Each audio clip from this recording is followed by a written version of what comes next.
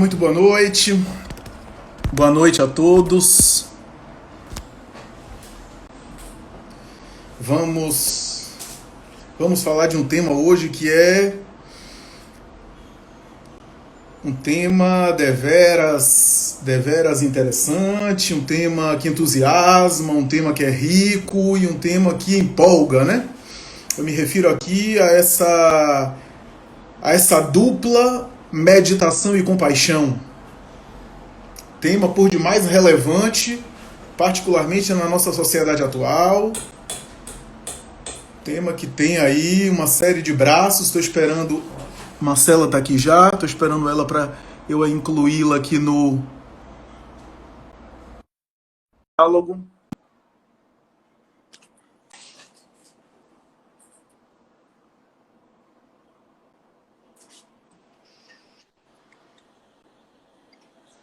Olá. Olá, boa noite. Boa noite, Marcela. Boa noite. Gostei do Buda nos guiando ali em cima de você. Buda tá ali atrás, sempre iluminando a gente. Tá me escutando bem? Tô sim. E você? Tá bem, também. Para mim tá bom, tá perfeito. Joia. Bom, esse é um tema por demais interessante, né, Marcela? A princípio, eu queria dizer para você que agradeço por você estar conversando comigo, para a gente estar aqui dialogando sobre esse tema. Você disponibilizando seu horário, seu dia de sexta-feira, poder a gente aqui bater esse papo. Marcela é uma amiga e é colega de profissão minha. E esse é um tema que faz alusão aí a dois eixos grandes, vastíssimos, diante dos quais a gente pode percorrer inúmeros caminhos. A gente tem várias possibilidades aqui de abordar esse tema.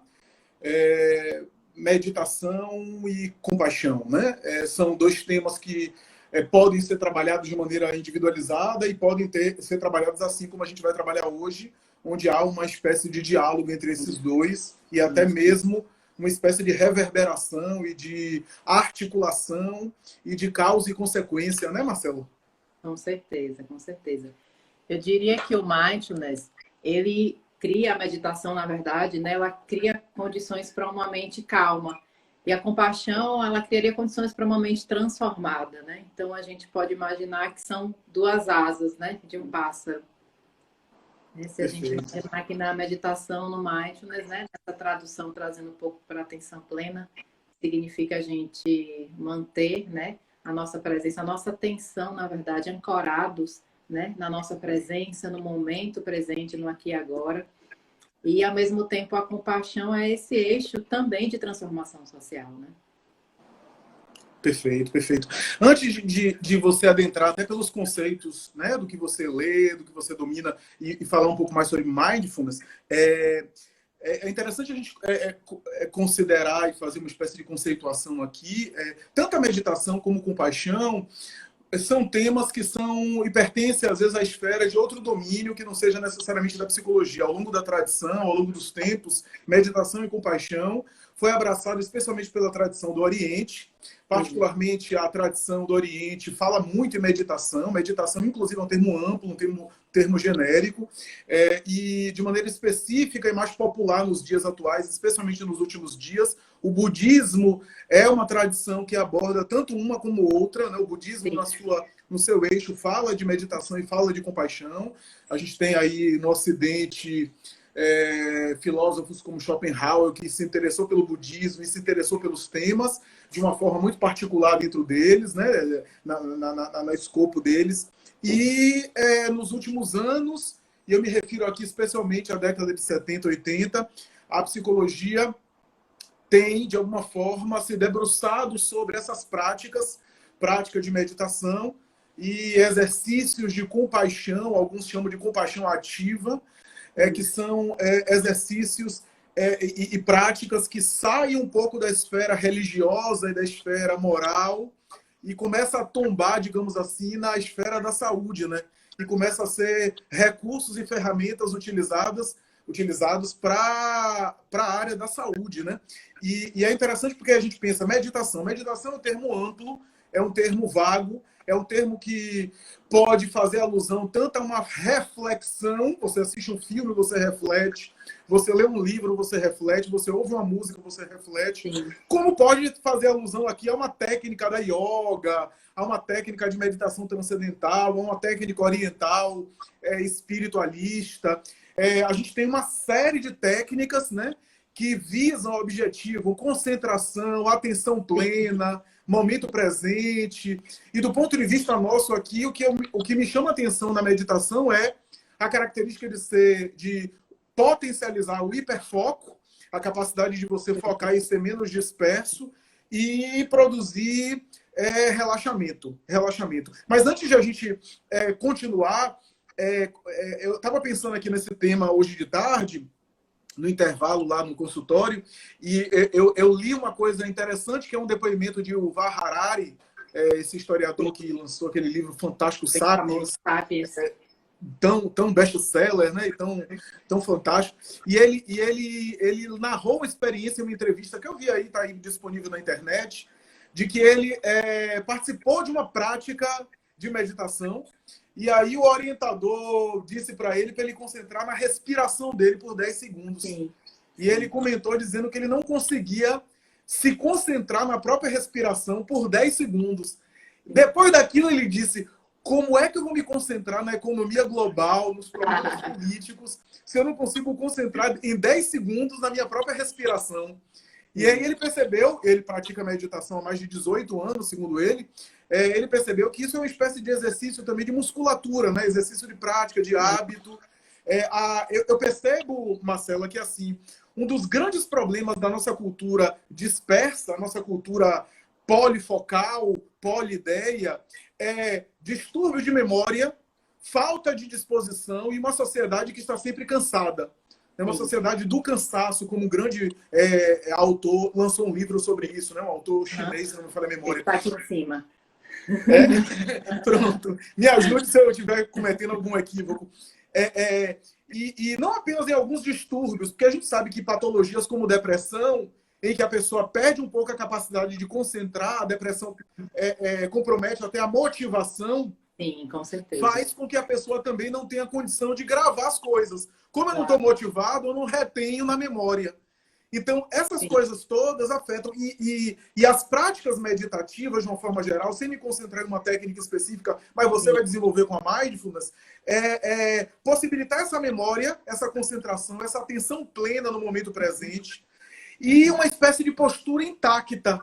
Essa postura intacta que eu chamo é essa postura não reativa. Sabe essa atitude nossa que a gente tende a tomar tudo para o lado pessoal, a ser reativo? A meditação dá uma postura, um funcionamento nosso de não ser tão reativo às coisas. Muito bom. Uma mente não julgadora, como se diz no budismo, né? Uma mente que não julga, uma mente que não está adjetivando as coisas, né? Então tá uma integração menos pessoal com as coisas e com as pessoas, né, Marcelo?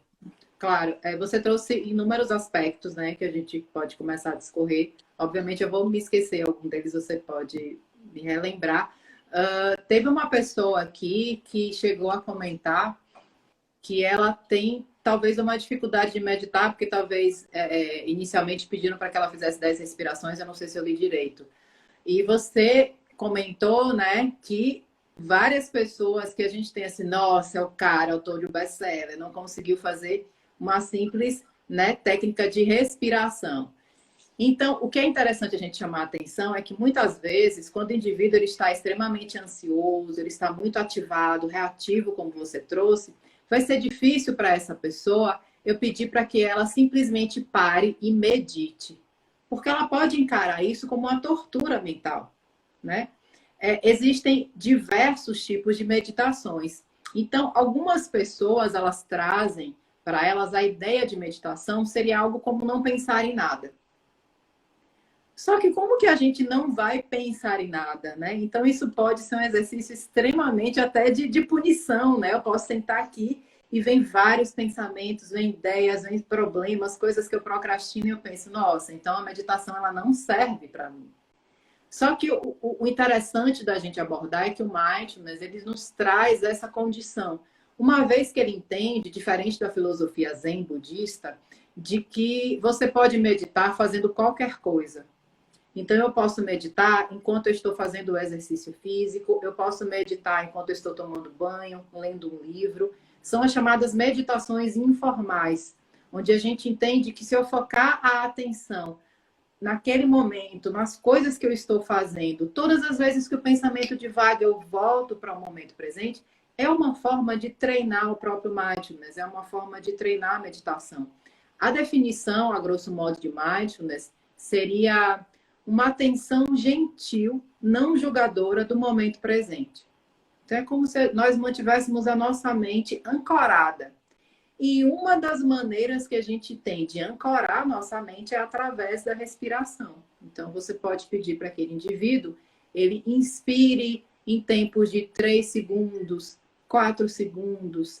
Mas, como eu estava dizendo anteriormente, se você está muito ansioso, vai ser difícil eu manter o meu foco nesse momento.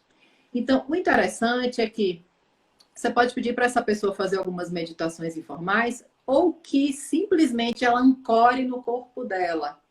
Eu posso praticar o yoga, eu posso correr e ao mesmo tempo eu estou meditando, se eu estiver com a minha mente focada no meu corpo, né? Então, eu não sou formada ainda, né, em terapia focada na compaixão, mas eu achei muito interessante quando o professor nos fala assim, nossa, não dá para pedir para o paciente ansioso sentar e meditar, se ele está muito ativado. Então, se ele correr, pode ser melhor do que ele sentar em meditação, uma vez que a gente entende também que para alguns distúrbios emocionais, a ativação comportamental ela vem primeiro, a meditação vem depois.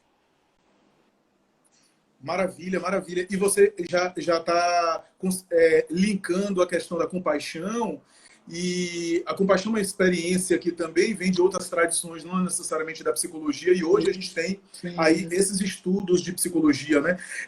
Compaixão é uma palavra que é a junção de com patos, né? Que tem a ver com junção de, né? Aí companheiro, né? Conjunto, né? Essas expressões que tem a ver com a associação. E patos, do grego, com TH, está associado a sofrimento, né? A sofrimento, a afeto, daí empático, simpático, daí patos, daí patético, né? Inclusive patético em música, a gente tem músicas como a Sonata Patética de Beethoven, a Sinfonia Patética de Tchaikovsky, que na verdade são músicas que traduzem algum tipo de afeto intenso, né? E inclusive algum tipo de sofrimento. A paixão de Cristo, aqui falando na tradição do Ocidente, tem a ver com esse patos. Então, compaixão tem a ver com paixão, patos, portanto, e com, né? Ou seja, o sofrimento com você de alguma forma se identificar, sofrer com. Literalmente seria sofrer com, né? Mas não é sofrer com no sentido negativo da palavra, né? Mas no sentido de ser de se identificar, de ser solidário de estar voltado para, de uma maneira gentil, de uma maneira atenciosa, como você falou. E é um sentimento sofisticado, porque isso eu estou falando em termos aqui budistas, gerais, e às vezes é confundido com pena, com piedade, e a compaixão tem algo que é diferente. É uma identificação ativa. Eu me lembro de um artigo que eu li há algum tempo falando de exercícios dessa ordem, da pessoa estar visualizando, por exemplo, fotografias de pacientes hospitalizados. Né? E o efeito daquilo em termos fisiológicos, né? Interferon, interleucinas, a imunidade aumenta. Quer dizer, sentir compaixão, mesmo que seja visualizando uma foto de alguém em sofrimento, geraria potencial imunoprotetor, né? E há várias associações nesse sentido, né? De compaixão e imunoproteção, né? Sim, aumento da telomerase. É muito interessante você trazer esse ponto, Flávio, porque tem um termo, não sei se você já ouviu falar, que esse termo é fadiga da compaixão. Não sei se você já ouviu falar dentro dessa pesquisa, onde as pessoas visualizavam fotos de pessoas hospitalizadas e aquilo trazia uma sensação de fadiga por se colocar no lugar daquelas pessoas que estavam sofrendo. Só que tem uma pesquisadora, a Tanya Singer, ela é uma neurocientista, que ela foi mais a fundo. Essa mulher, ela é alemã e ela estuda empatia e compaixão. E ela começou a perceber, porque de acordo com o que a gente entende sobre compaixão, não seria cabível eu sentir compaixão por outras pessoas e ao mesmo tempo sofrer, ficar fadigada. Porque minha tela está escurecendo, não sei por quê. E aí ela percebeu que tinha uma diferença muito grande. Assim. Quando essas pessoas eram colocadas em locais onde elas visualizavam pessoas em sofrimento, ou viam fotos, o que estava ativado na primeira via não era compaixão, era empatia. Porque empatia é essa possibilidade de eu me colocar no lugar de outra pessoa. Só que uma vez que a gente entende que compaixão é essa fórmula, essa equação da empatia com o amor altruísta, ou seja, eu me coloco no lugar do outro e eu tenho um sincero desejo de que o sofrimento do outro acabe, logo, aquilo não deveria ser compaixão, e sim empatia. E aí, todas as vezes que as pessoas meditavam ou pensavam nessas pessoas em sofrimento, elas estavam pensando que naquele momento ela estava tirando o sofrimento daquela pessoa, que ela estava ajudando aquela pessoa. E aí, toda essa área cerebral relacionada aos sistemas de calma, a ocitocina, elas invadiam o cérebro, né? Então, é super interessante isso. Todas as vezes, isso acontece com muitos profissionais de saúde, né? A fadiga da empatia, né? Quando você chega em casa e as pessoas falam, né? Essas pessoas que estão na linha de frente mesmo, é uma fala recorrente. Nossa, eu não sei se no próximo plantão eu vou encontrar aquelas pessoas com vida. Nossa, foi muito difícil ver aquelas pessoas em sofrimento, eu não pude fazer nada para salvá-los, né? Só que nesses momentos onde você pensa em aliviar o sofrimento do outro e até mesmo implementações nessa direção, o seu sofrimento diminui e, de alguma maneira, aquela intenção chega até aquela pessoa que está em sofrimento. Claro que as pesquisas ainda estão em andamento, mas a gente acredita que, até pelo relato, né? Quando a gente entra até em oração, em prece, no desejo sincero de que aquela pessoa seja feliz, de alguma maneira aquelas pessoas nos relatam, olha, você pensou em mim, né? Eu senti uma energia boa. A física quântica já explica um pouco sobre isso.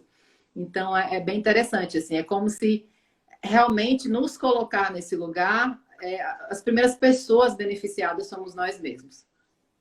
Que maravilha, que maravilha. Muito, muito interessante. Eu falei sobre a compaixão e esse reflexo na área da saúde fisiológica, os benefícios, etc. Eu nem preciso aqui, porque senão vai ser exaustivo e muito Sim. prolongado, eu falar sobre os benefícios e os efeitos da meditação em termos Sim. fisiológicos, porque senão a gente ia ficar a noite toda aqui fazendo esse paralelo de pressão arterial, de funcionamento cerebral, de níveis de cortisol e de neurotransmissores, né?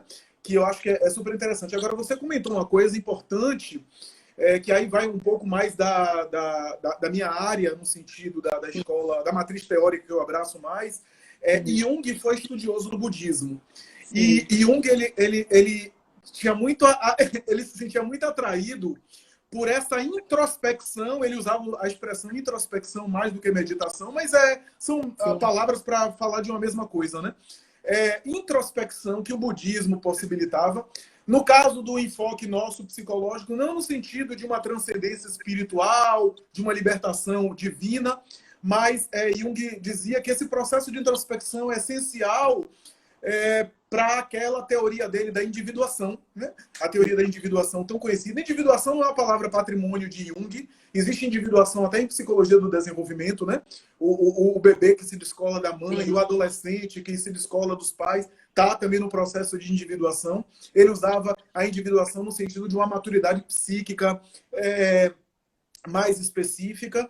E ele dizia que essa introspecção, no sentido de a gente se afastar simbolicamente do efeito manada, da psicologia grupal, é muito importante para depois ser sensível né? Para depois estar inserido sem ser arrastado, né? E a psicologia de grupo é uma coisa que eu falo, às vezes, repetidamente em algumas abordagens que eu faço. A psicologia de grupo é uma coisa que eu costumo dizer, eu concordo com o Contardo Caligares, que tem uma fala mais ou menos assim, né? O mal está no grupo, né? Ele diz assim, qual é a ideia? Eu sei que há grupos que fizeram muitas coisas boas, mas de um modo geral a gente vê que a psicologia de grupo normalmente acaba nos nivelando, às vezes, por baixo. Foi a psicologia de grupo que gerou o fascismo, nazismo, que gerou todos os regimes totalitários, que gera morte em torcidas de futebol, coisas que a gente faz em grupo que talvez a gente não faria se a gente estivesse sozinho. Sim. Eu acho que e o processo de individuação não tem a ver com o isolamento, com o afastamento, tem a ver com você ser singular no coletivo, né? Você ser singular. E é muito a proposta da meditação, né? Você conseguir estar integrado consigo mesmo, pleno. A psicologia do aqui e agora, a Gestalt, a psicologia do aqui e agora já usa muito isso, a atenção plena no momento presente. A meditação tem isso de trazer você para o presente, né? Sim. No sentido de otimizar até as suas forças, né, Marcelo? Claro. O João estava perguntando anteriormente, a gente chegou a enfocar as meditações informais, onde a gente poderia realizar qualquer atividade se colocássemos a nossa mente de uma maneira gentil ali presentes. E aí ele perguntou algo como, ok, mas como praticar, né? Como é que eu posso meditar e, ao mesmo tempo, praticar uma atividade física simultaneamente? Então, respondendo à tua pergunta, João, seria como, sei lá, depender da atividade física que você está fazendo. Se você está fazendo uma dança, né? Se você está dançando com outras pessoas naquele momento, é estar conectado no som da música, nos movimentos ritmos do seu corpo, porque eu posso estar ali sem estar ali. Eu posso estar numa aula de dança interessantíssima, mas a minha mente me transportar para outro local. Então, eu posso estar pensando, nossa, a aula está muito boa, mas daqui a pouco eu tenho que pagar o boleto. Eu tenho que sair daqui, eu tenho que atender uma pessoa e a mente não aproveitar o momento presente. Ou seja, é estar presente sentindo o seu corpo, sentindo a sua respiração, sentindo o ritmo da música, se for uma aula de dança, por exemplo, né? É muito interessante isso, porque a gente pode imaginar que você pode estar no melhor lugar do mundo, mas é a tua mente, muitas vezes, que vai te levar para esse melhor lugar do mundo, que está aqui, né? Na verdade, não está lá fora. Né? Então, eu posso estar em Paris tomando um cafezinho, mas extremamente irritada e infeliz. Né? Então, não é muitas essas circunstâncias externas que nos fazem bem ou mal, né? Mas a interpretação que a gente faz delas. É bacana isso que você está dizendo, Marcela, porque no caso da pergunta ser como é que eu faço a meditação na atividade física, a atividade física pode ser um recurso da meditação. Não é fazer a meditação ao mesmo tempo que a atividade física.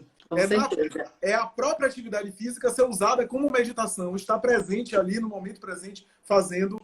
Né? E de maneira gentil, né? Eu fico muito feliz, assim, quando alguns pacientes falam, nossa, Marcelo, eu aprendi a me tratar com gentileza. Eu comecei a me tratar com mais amor, com mais autocompaixão. Por quê? A gente não consegue ver muito a meditação afastada, né? Dessa gentileza. Porque quando você está em contato com o seu corpo, você começa a se olhar, né? Você começa a dar mais atenção para você.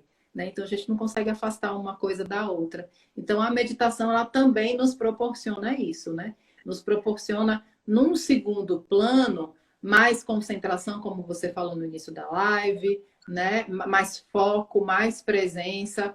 Mas o interessante é, talvez não fosse legal a gente levar essas intenções para a meditação, ou seja, esteja apenas aberto para estar... muito claro para entender o que está acontecendo naquele momento. Porque se a minha mente está divagando o tempo inteiro e eu coloco uma intenção firme de eu vou meditar para me tornar zen, não é muito por aí, né? Então, é como se a gente precisasse sentar em meditação para tentar entender os nossos processos. Como Jung diria, né? Olhar para a nossa sombra, olhar para aquilo que a gente nega muitas vezes o tempo inteiro. Né? Então, por isso que muitas pessoas têm uma atitude até de negação em relação à meditação, porque na hora que a gente senta, que muitas vezes vem alguns insights que a gente não quer olhar para eles. A gente quer esconder alguns pensamentos difíceis, e é normal, isso é do ser humano, né? Mas, enfim, eu relaciono muito a meditação com o autoconhecimento, sabe? Perfeito, perfeito. Eu acho que está muito associado mesmo, eu concordo com você. E você tocou em outro ponto que, inclusive, eu ia comentar justamente nisso, né? Essa ideia de que ao parar, especialmente quando a gente não tem o hábito, vem à tona. Qual é a linguagem que eu uso na perspectiva cognitivo-comportamental? Me ajude aí. Mas os insights, etc. Nas psicodinâmicas, a gente pode falar em conteúdos do inconsciente que são liberados, a sombra, como você falou, mas de fato vem à tona e às vezes a gente acha que superar esses conteúdos não tão confortáveis seria não pensar neles.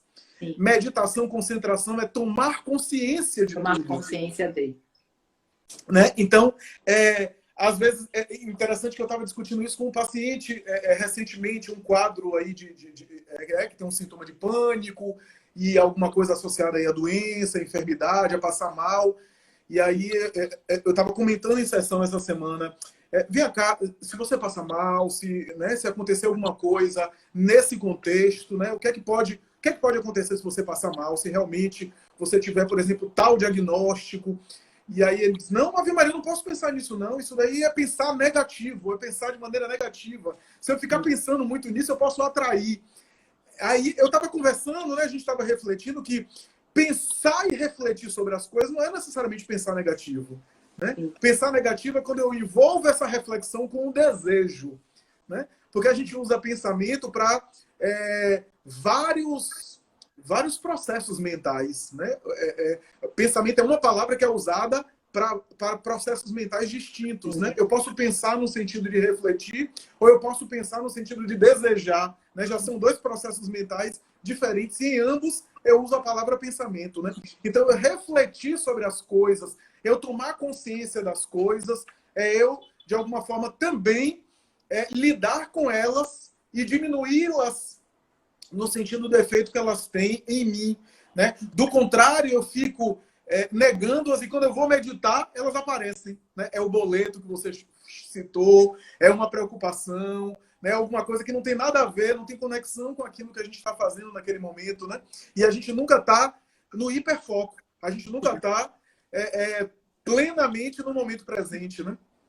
E o interessante a gente pensar que muitas vezes seria interessante a gente colocar esse hábito da meditação quando a gente estivesse, inclusive, mais tranquilo. Porque se eu estou no meu sistema de ameaça, né, trazendo uma questão da regulação do afeto, da regulação emocional, eu não vou muitas vezes conseguir sentar e meditar. Mas se eu faço isso como uma rotina, quando eu entro nesse sistema de ameaça, quando eu entro nesses momentos em que eu estou mais ativada, que eu estou mais reativa, automaticamente meu cérebro vai entender o que é que eu preciso fazer para tentar regular a minha emoção, percebe? Então seria numa via indireta, né? Não meditar só naqueles momentos para apagar incêndio, assim, né? Eu vou como se a meditação fosse um extintor.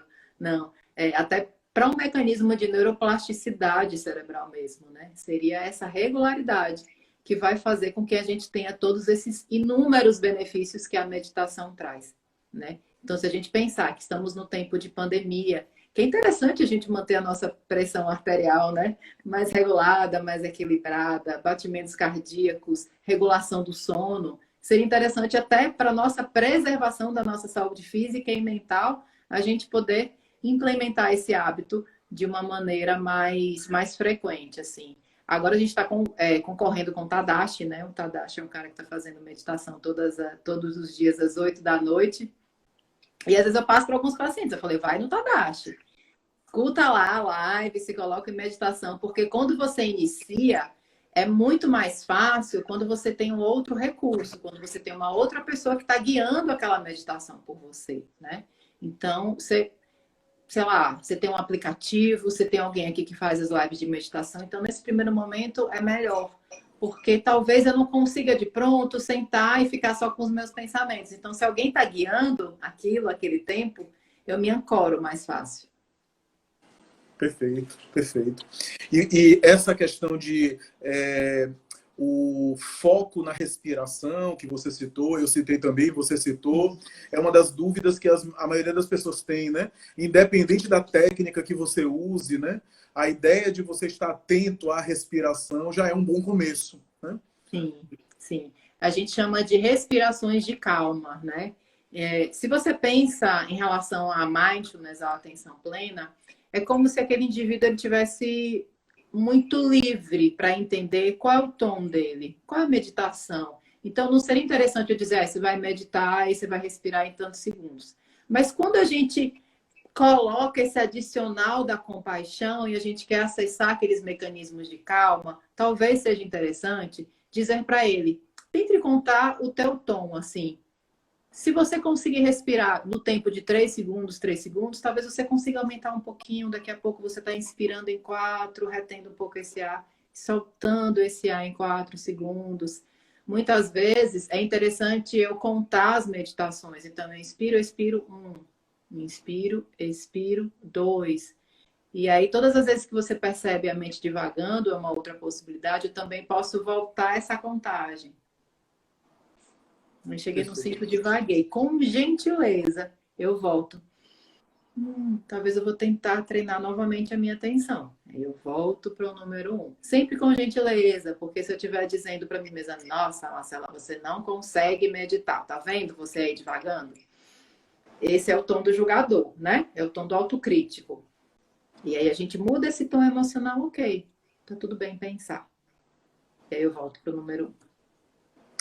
E essa postura da mente julgadora ou do tom julgador, ela atravessa de uma maneira a comprometer tanto o estado da meditação como a postura de compaixão. Porque se a gente pensar a compaixão e a meditação como dois lados de uma mesma moeda, a compaixão como uma forma de funcionar graças ao efeito de uma introspecção, de um mindfulness, de uma concentração, a compaixão como uma forma de agir, né?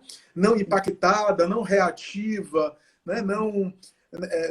Não afetada, né? É difícil a gente não se afetar nos contextos atuais que a gente vive, né? Na cultura atual. E a nossa sociedade, especialmente no momento atual, onde a gente está praticamente igual a Deus a toda hora, em todo momento, nas redes sociais, a gente está quase que onisciente, se comunicando e tendo que responder coisas, etc. A possibilidade de a gente se tornar reativo, de a gente acabar abraçando coisas que não são nossas, ou coisas que a gente não precisa agir de uma maneira tão emocional assim, né, tão afetada assim, é algo que é um exercício constante, um exercício diário, né? Porque na própria redes sociais a gente vê em alguns momentos a necessidade de cultivar ódio, a necessidade de se aproveitar da rede social, já que eu não tenho nada para fazer, vou tentar provocar aqui uma intriga, provocar aqui uma altercação, né? Então a gente está sendo suscitado a todo momento, se a gente não tiver um pouco essa escala de valores, um pouco essa seleção, e ao mesmo tempo essa postura não impactada, né? A meditação deixa o sujeito nessa postura, e a compaixão é justamente isso. A compaixão tem a ver com essa postura de não reagir de uma maneira impactada, né? Não sei o que você pensa sobre isso, mas... Mas é interessante, porque assim, muitas pessoas elas trazem a ideia de que se elas forem compassivas com os outros, elas vão ser moles. Elas têm esse pensamento, assim. Muitas vezes elas têm um pensamento de que se elas deixarem de ser duras e críticas consigo mesmas, elas não vão conseguir produzir o tanto que elas deveriam. E o primeiro ponto é que se você é duro com você mesmo, é muito interessante que as pesquisas estão indicando que a procrastinação está diretamente relacionada com a voz autocrítica. É o contrário. Porque se você fica se criticando o tempo inteiro, aí eu não faço nada bom, nada que eu faço dá certo, a minha vida não vai prosperar se eu continuar fazendo as coisas desse jeito, o cérebro fadiga. Aí a gente procrastina porque a gente ficou cansado. E se eu mudo o meu tom emocional, aí eu consigo progredir. Por quê?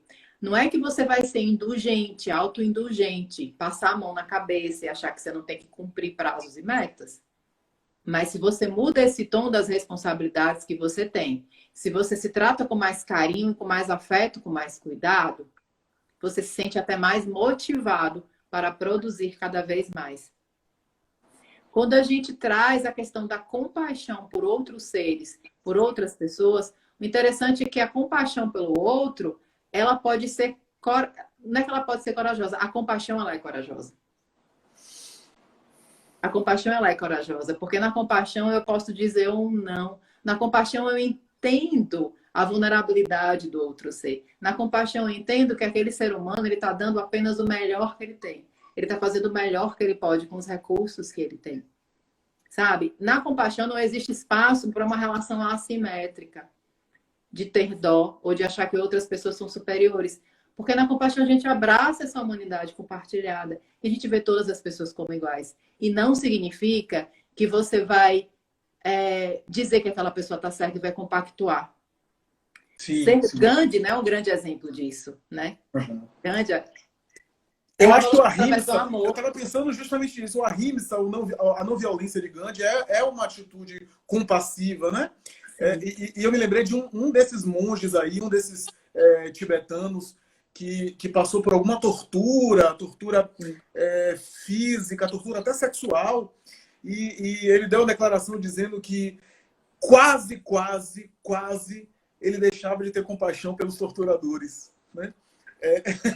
Então, eu acho interessante isso, né? Ele conseguir se manter nessa atitude que vai além de uma compreensão, porque a compreensão, eu acho que é um processo mais cognitivo, né? Eu compreendo suas razões, até me ajuda a ter compaixão, mas acho que a compaixão vai além, né? Vai além. A compaixão tem a ver com a identificação afetiva também, né? Inclusive, tem a compaixão irada, né? Onde você pode gritar com uma pessoa e brigar com ela se ela estiver prejudicando ela mesma ou outros seres, né? Então, realmente não significa que você não vai fazer protestos, né? Que você não vai lutar por um mundo melhor e mais compassivo. Eu vou falar muito sucintamente, porque eu estou atendendo muito esses dias e estou meio off, assim, de televisão.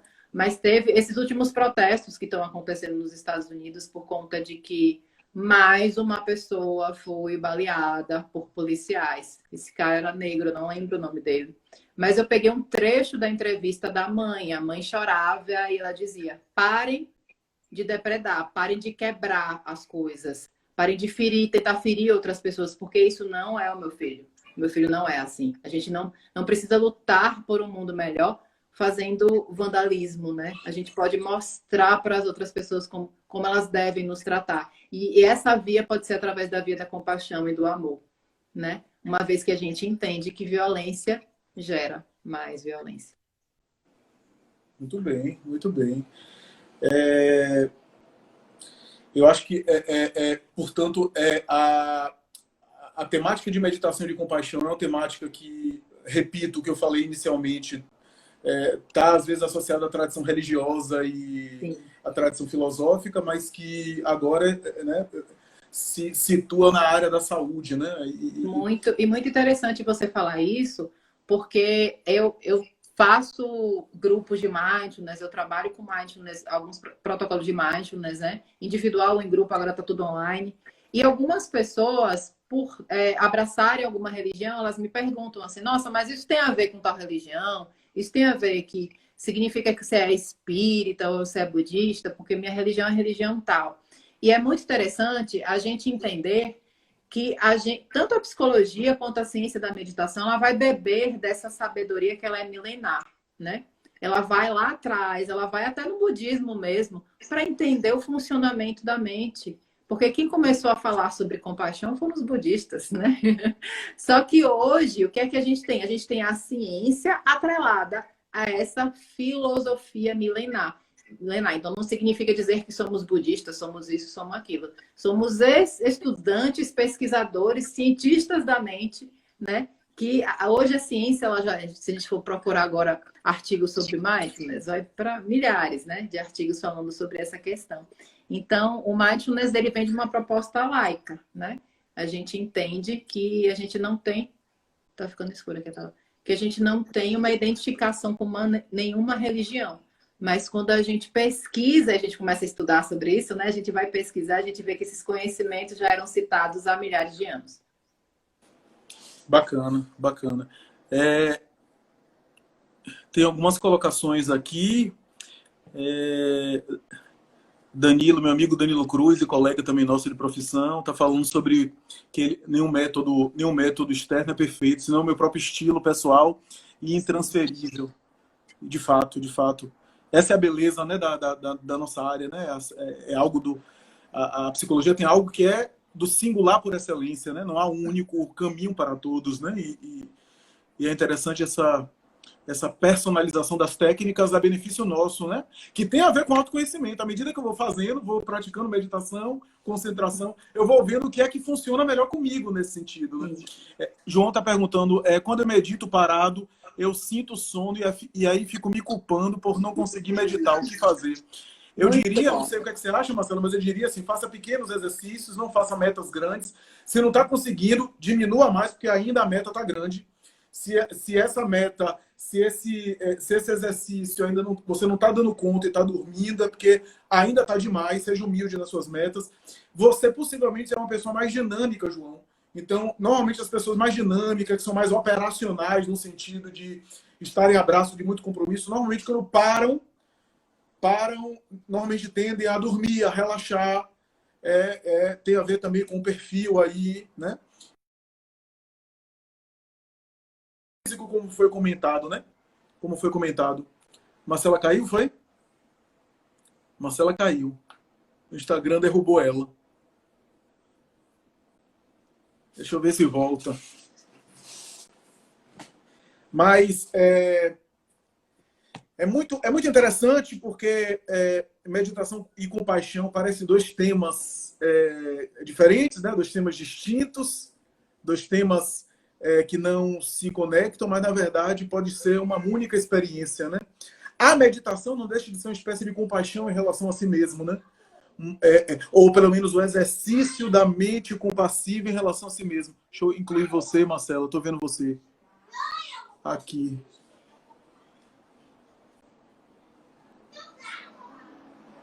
Pronto. O Instagram às vezes derruba a gente. Como é derrubada? Eu estava dizendo que o exercício da meditação é uma espécie de compaixão em relação a si mesmo, porque é o exercício dessa mente não julgadora, dessa mente compassiva, dessa mente que é... Porque a mente não julgadora é a mente acolhedora, né? É uma mente que consegue abraçar. E abraçar, como você disse, não é conivir, né? É conseguir se integrar, né?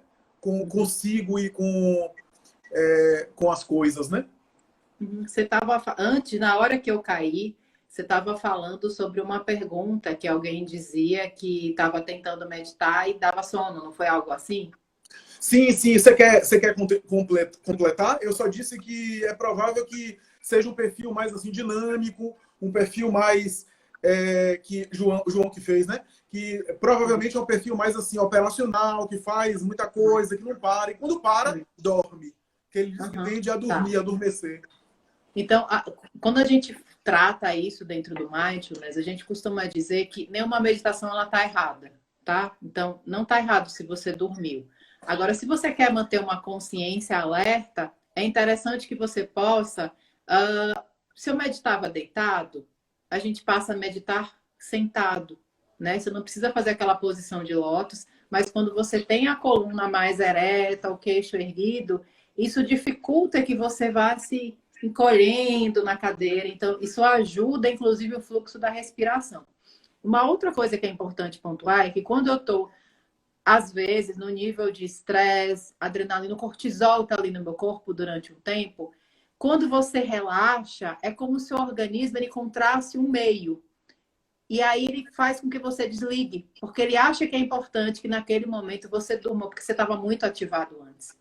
Então, o organismo também encontrou uma maneira de se autorregular, tá certo? Então, não é errado. Talvez você precisasse dormir mesmo naquele momento.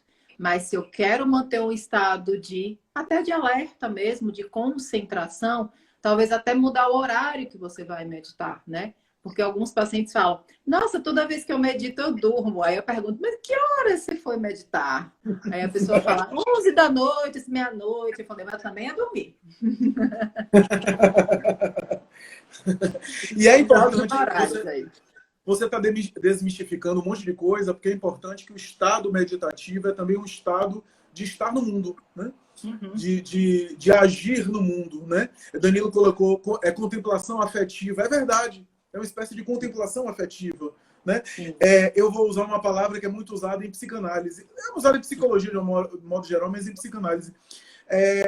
O estado meditativo que gera a atitude compassiva é uma postura de escuta.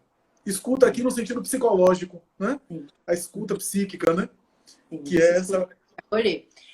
Tem uma pessoa falando que eu não sei o nome dela, MF Baqueiro, dizendo que disseram para ela que ela estava errada, que a meditação pede postura por causa da respiração. Se você traz isso numa tradição budista, especialmente no Zen budismo, né, atrelada à religião, ele vai te pedir que você realmente mantenha uma postura ereta. Eu já fui em templo budista, né, aprendi a meditar lá com eles.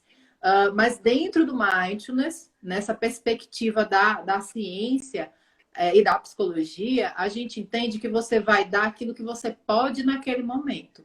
Então, às vezes você está com problema na coluna, você está com dor na coluna, então é recomendado que você possa se acolher ali, né, na cadeira, no zafu, no banquinho de meditação, na parede, que seja, ou até na cama, né? Então, interessante é isso, assim, nesse momento eu não consigo manter essa postura.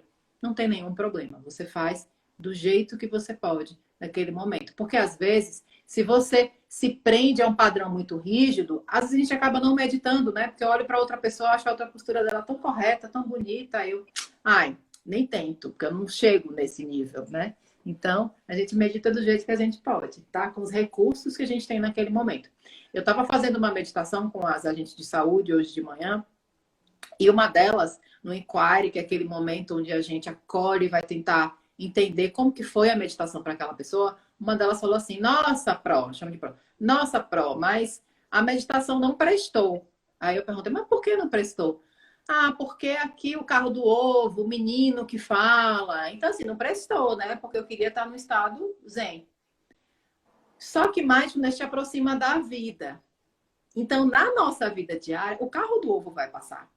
O menino vai chorar, o telefone vai tocar, né? Então, é como se a gente se acostumasse com aqueles sons e integrá-los, porque isso acontece na nossa vida diária, né? Eu brinco que bom que se tem gente que tem condição de fazer no seu apartamento, na sua casa, ao momento, né? Um lugar só de meditação com isolamento acústico, mas assim, a maioria das pessoas não tem essa condição, né? Eu também não tenho. Então, a gente medita com o carro do ovo passando. Então, ó, a mente percebe que tem o carro de som, e com gentileza eu volto para a respiração. Então, estar meditando é estar com a vida, né? E a vida tem essas impermanências mesmo, né? A gente não inicia e termina a meditação da mesma maneira. Uhum. Perfeito, perfeito. Excelente. E eu estava pensando aqui, Marcela, que a atitude de compaixão, né, fruto dessa experiência de introspecção, longe de ser apenas algo da esfera moral, como eu comentei inicialmente, né, longe de ser algo apenas bonitinho moralmente ou religiosamente, né, é algo que é protetor em termos de saúde, né? Enquanto eu tenho compaixão, ainda que seja numa contingência estressante, tensa, onde eu estou sendo exigido ou até agredido, que é o exemplo que eu citei do monge budista, né? Ele disse que o que eu mais me preocupava era continuar tendo compaixão dos meus torturadores. Por quê? Não é porque é só bonito, não, porque no momento em que eu não tivesse mais compaixão, eu iria ser infeliz igual a eles. Então, mais ou menos essa ideia, quer dizer, e aí eu fico pensando na nossa atuação como psicólogo. A MF Baqueiro, que citou, é contemporânea minha, de graduação, Maria Fernanda Baqueiro. Ela é psicóloga também, colega nossa. E eu fico pensando... Eu me lembro que logo no início da minha atividade profissional, tem alguns anos, eu atendi uma pessoa que eu tinha muita dificuldade de me conectar com ele, né? E o supervisor dizia isso. você vai precisar encontrar um motivo para você se conectar com ele, porque, nossa, ele repetia um padrão de agressividade da família, e ele era muito agressivo, agressivo com o filho, agressivo com mulher, com esposa. Ele tinha algumas falas assim, falas realmente de agressividade, a esposa, enfim, tinha uma coisa assim de perigo até de extrapolar mesmo, né? De só algo agressivo e ir além, né? E esbarrar algo na esfera judiciária, digamos assim, né? E eu dizia, nossa, eu preciso me conectar com ele. E eu me lembro que o supervisor dizia isso para mim. Dizia, olha, né? Porque isso é compaixão também. Você tentar olhar para o outro e dizer assim, não, tem algo de bom ali. Afinal, ele está me pedindo ajuda, ele está me pedindo socorro. Se ele está aqui comigo, é porque ele quer ser ajudado, né? Afinal de contas, e aí, agora extrapolando, o genocida, que não é o caso, mas o genocida que gera uma guerra mundial e que destrói vidas, em algum momento ele foi um bebê lindo. Ele foi uma criança recém-nascida linda, né? Que foi acariciada nos braços, ou até maltratada, mas enfim, foi um bebê. Né? Sim. Esse é o exercício de compaixão, né? E é muito interessante, porque quando a gente vai olhar a história de vida dessa pessoa, cara, não tem como você não ter compaixão, né? Eu lembro que eu sempre gostei de atender adolescentes infratores, assim, né? E de alguma maneira me conectava com eles e durante um tempo da minha vida eu atuei nessa área. E eu lembro que tinha um menino que ele chegava sempre muito sujinho, assim, ele tinha uns 15 anos, e ele às vezes derrubava as coisas, era agressivo com as pessoas da recepção, e quando ele chegava, todo mundo virava a cara, e aí as pessoas, nossa, tá, aquele menino que você gosta chegou, né? Ninguém suporta mais. E o interessante é que quando você olha e começa a olhar a história de vida desse menino, esse menino específico, assim, ele viu a mãe sendo assassinada pelo próprio pai. Né? E não vou contar mais a história dele para não me estender aqui na live, porque a gente está com um tempo bem curtinho, mas assim, era um menino que vinha de violências repetitivas na vida dele. E aí ele foi parar no orfanato, né? Onde ele também sofreu abuso sexual. Então, como não ter compaixão quando você olha para a história de vida dessa pessoa, né? Os estudos nos mostram que quando a gente recebe um apego seguro, quando lá onde a gente vive nos dá essa oportunidade de sermos pessoas, né, corretas, equilibradas, muitas vezes a gente nem consegue tudo isso, né, tendo todos esses recursos afetivos e financeiros. Você imagina quando o menino é colocado nesse meio e é privado, né, de amor, de carinho e de afeto. Então, como que eu vou dar isso para o mundo se eu não recebi? Eu não sei fazer isso, né?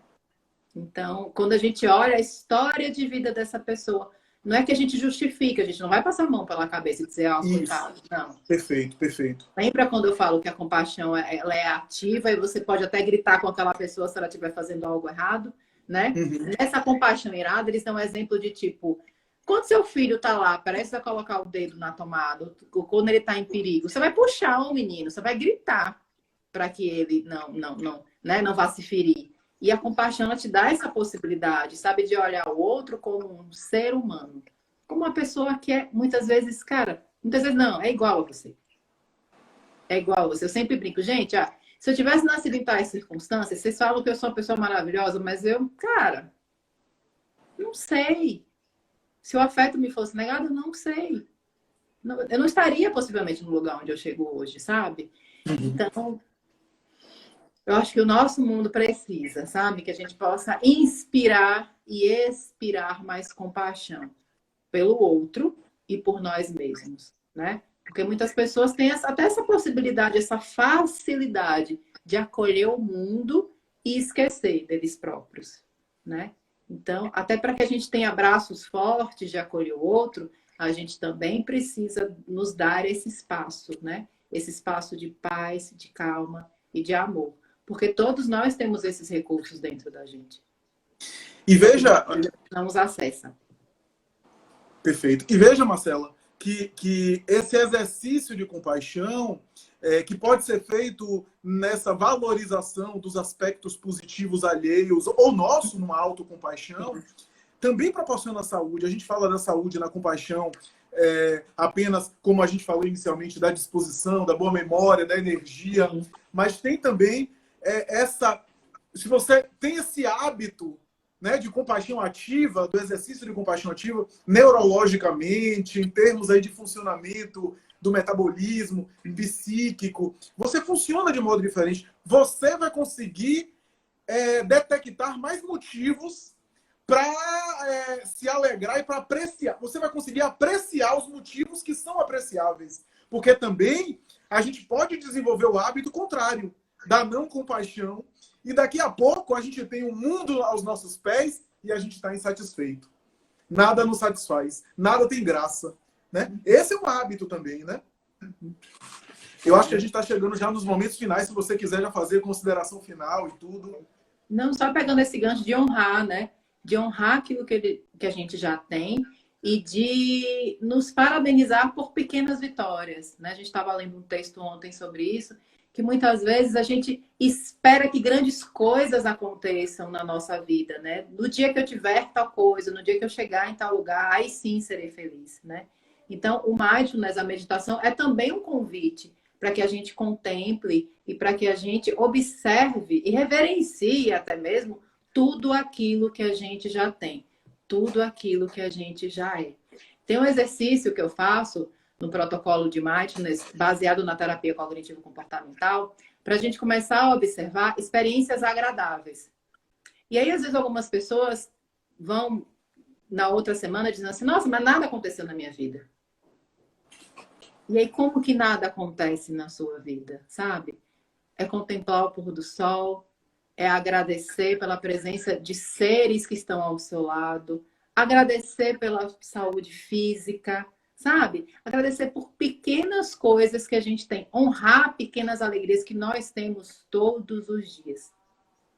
Sabe? Então, talvez se eu pudesse, né, dizer essas coisinhas finais, assim, seria isso. Que nós possamos honrar o nosso dia. Agradecer, sermos gratos por tudo aquilo que nós já temos, né? Então, todos os dias ao acordar, coloca essa intenção. O que é que você quer trabalhar naquele dia? Começa agradecendo, começa colocando uma intenção genuína daquilo que você quer conquistar ainda na sua vida. Tanto, sei lá, né? Pode ser tudo. Mas, principalmente, qualidades aqui. Essas qualidades internas, né? Que o tempo não apaga. Perfeito, perfeito. Maravilha, maravilha. E por falar em gratidão, meu agradecimento a você, viu? Parabéns, parabéns. Eu acho que eu tive uma ideia maior do Mindfulness. E só faltou tempo de você fazer um exercício pra gente, né? Mas o papo foi tão bom, foi fluindo, a gente não teve tempo para fazer a prática. A prática, vai ficar devendo essa prática. Mas é isso. Qualquer dúvida que vocês tiverem, talvez eu não tenha conseguido ler, vocês podem entrar no meu Instagram, mandar um direct, perguntar, que a gente pode conversar assim, sem problemas. Tá bom, Marcelo. Boa noite para todos. Marcelo, um abraço, viu? Muito obrigado. Muito obrigada. Com sua permissão, vou hospedar esse vídeo, viu? Com sua permissão. Com certeza. Fique à vontade. É isso, minha gente. Boa sexta-feira para todos. Beijo para todos. Beijo, Marcela. Estou compassivo. Beijo.